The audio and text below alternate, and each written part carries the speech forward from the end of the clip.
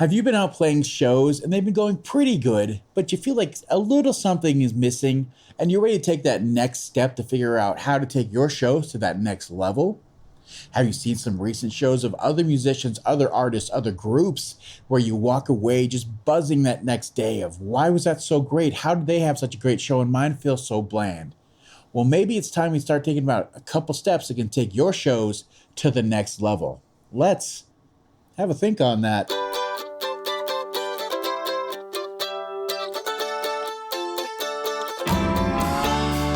Hello and welcome to the podcast, where we are here to strengthen music careers and communities one song at a time. And now here's your host, Jacob Wing. Yay! Hey everybody, welcome to today's episode. We've got a quick one, but a great one.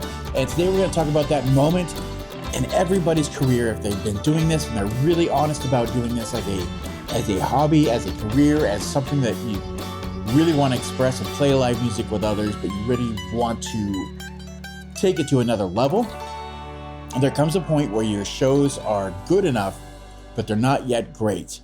And today we're going to talk about 5 quick and easy, but very efficient and useful tips that can really take that show to the next level, really push you forward, really make you stick in people's minds the next day to where they can't wait to tell their friends about it, wait to see your next show, wait to hear that new music that's going to be coming out from you, to follow you on your socials because you did that work, you put on that amazing performance. So let's talk about 5 easy ways to start taking that next step. Before we get into it really quick, again, thank you guys so much for everybody that watches and supports and reaches out and tells us what we're doing is helpful or gives us suggestions for great videos. Really appreciate your help. If you haven't yet, just take a quick second, give us a subscribe, like the video. All those little things really help us grow and start moving in the right direction. So thank you so much. You guys are so appreciated. Thank you. On to the first tip. Tip number 1 is let's perfect your set list. And if you've been playing music out for any amount of time, you have written down the songs that you're going to play. You're fairly comfortable with them. You know what works for you. You know, hopefully at this point, you've got a mix of some original, if more originals or less originals, doesn't matter, with some cover songs. But instead of just having a list that works for you and playing what works for you, and when you're really starting out, you're just worried about how am I going to fill this amount of time? Am I going to be able to put on the right show? Am I going to connect with people, get that stuff out there? But there comes a time when it's not just about having a show. It's not just about getting the songs out there. It's about sitting down and taking your set list, your list of songs that you have, and finding the most strategic and best use of those songs when it comes to putting them out there and getting the crowd to engage and put on the best show. So what does that really mean? It really means you need to start thinking about this thing, the valleys, the peaks and the valleys. And we're going to talk about this multiple times with different tips, but the peaks and valleys are what it's all about. And when we're talking about your set list, you should have 3 huge highlights no matter what when it comes to your set list. You should have a great opener that is engaging and draws the attention of the crowd and shows them why you're here and who you are. You should have an amazing closer that sends them off with fireworks. I mean, if you go to a fireworks show and they put tens of thousands of dollars into this show, they don't just win with a couple pew-pews and some sparklers. It's always the biggest ones at the end, and they leave you with the ahs and amazing things at the very end for a reason. In human nature, that's what we really like to see. It's what we talk about. It's what the last impression we have. So think of that exact same thing as your set list should be a set of amazing fireworks on the 4th of July. The closer should be one of your biggest bang for the buck things you have. So, and then I said 3 things because you have your beginning and your end, but in the middle, there should be, if you're having peaks and valleys of where you're bringing the audience along with you on this journey and you're telling the story and you're experiencing this thing together, every good story has that up in the middle that of course comes back down. You should have some solid piece in the middle that is going to be your anchor and is a great song. You know that the crowd loves it and responds well to it. And the great part about having that middle song, that set stone, that foundation is if you're having a bad night, if things aren't going well, if you haven't quite yet pulled in the audience and got them buzzing with you, you still have something to look forward to. It's not that everything is lost. What's the point? Let's just do our last song and get out of here. You have that middle song to look forward to. You know that you have a strong connection with this song, and you'll be able to put on a great performance with it because it's time to put something more into this because that's what this crowd needs. You're adjusting to the moment, but you know that you have those three set things ready to go, so you don't have to sit there and worry about they're not into it yet or this isn't a great show and just write it off. You're still going to put on a great performance because you have more things to throw at them. So that's tip number one: perfect your set list. Number two, we're going to talk about mastering your stage presence. So as we've alluded to here, is we've really said a couple times now that you've been doing this for a bit, meaning that you've played a number of shows and you've been doing this, and you should be the point, and why this is important, that you are comfortable with the music you're playing. You can play it with your eyes closed. You don't have to sit there and watch your hands as you play, or close your eyes and imagine the lyrics to sing along, or look down at the ground.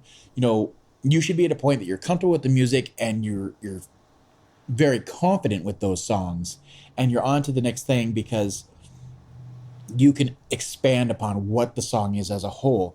So mastering your stage presence comes down to being able to still play those songs at a top-notch level with as few as mistakes as possible, because we're all going to make mistakes, but you want to keep them at a minimum and still be able to start thinking about, where am I on the stage? Am I engaging and making eye contact with people?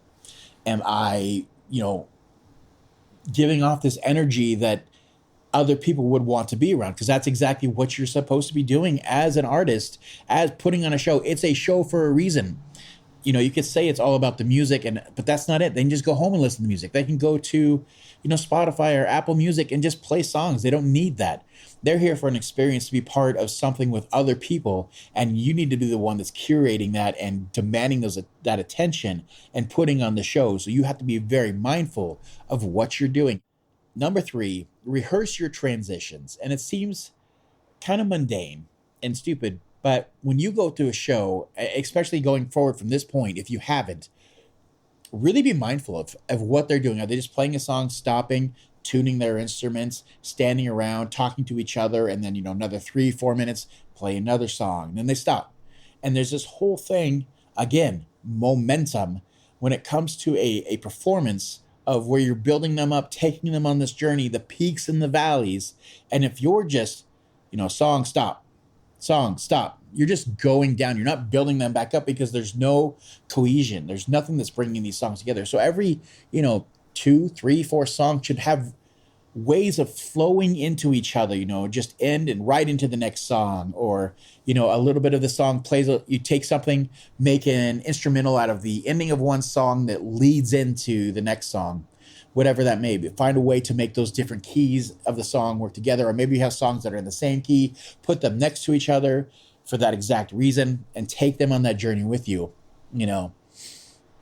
Find a way to get that great start of the song, and you're taking this on your journey, and never let them stop thinking about what you're doing. And then, you're going to have a break between, 3 songs, 4 songs, moving into that maybe middle foundation when we were talking about. Just use that and make sure that every time you're doing this, that as you're building these songs together, make sure they make sense, make sure that they are drawing the audience in, but they're still unique enough. If you do this well enough, there's a bonus to you recording your live show and sharing it as its own album, using it as content for the rest of your year, posting on your website as your electronic press kit with something to share, because it's a unique part of what your music is. It's not the same. It's different from your recorded music. It brings something more to the table because you put a little bit of extra effort into it. So rehearse these things when you're at practice, when you're at rehearsal. Take the time to work out these transitions. So it's a great tip. Please, if it's the only thing you do and you just need one thing to change in your show, this is a great one to take away. Number 4 is kind of like this, but it's a micro version of it. And it's tip number 4 is leverage your dynamics and pacing.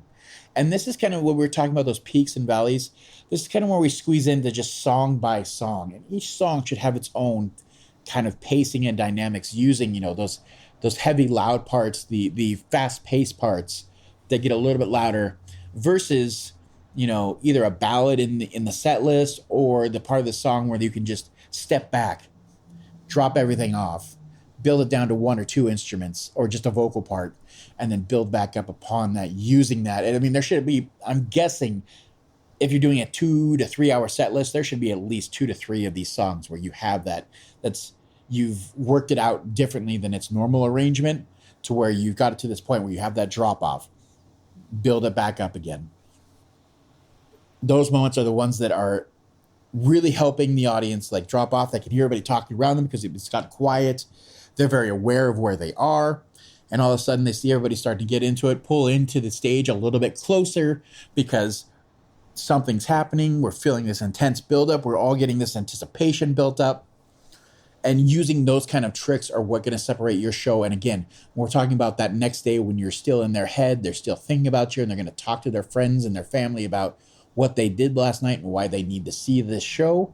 This is how you do it. This is how you achieve that moment. This is how you get in their head and you live there rent-free. So just, like I said, a microcosm of, we're talking about these peaks and valleys. We're just going to zoom in a bit and make sure each section, each song, or, couple of songs, there's a high, there's a soft, slower section, fast. Think about your dynamics. Think about your how fast, slow, tempo of the songs.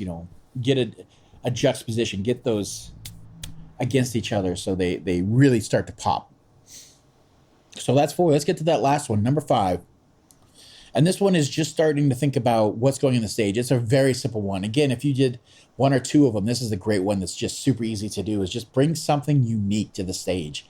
And this can be as simple as just a prop.